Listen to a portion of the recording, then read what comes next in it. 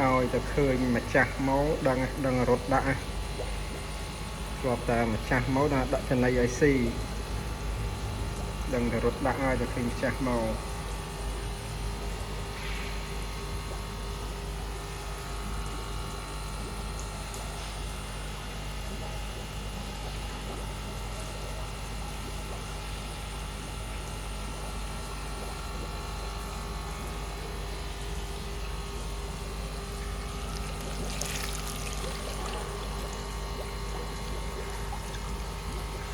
អត់ខ្លាចទៅមក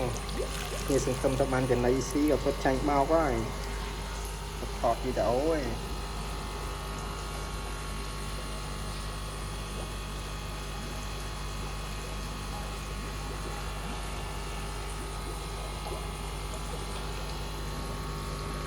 សម្រាប់កូនត្រីយើងដាក់ច្រើន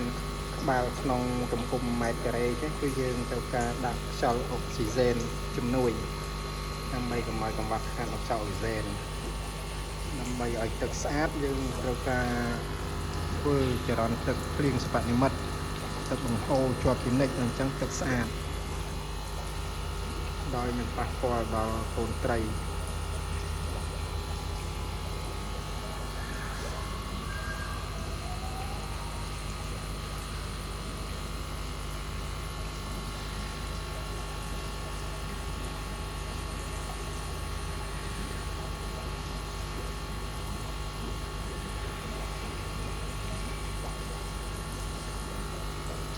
មកកន្លែងមួយនឹងខ្យល់អុកស៊ីហ្សែន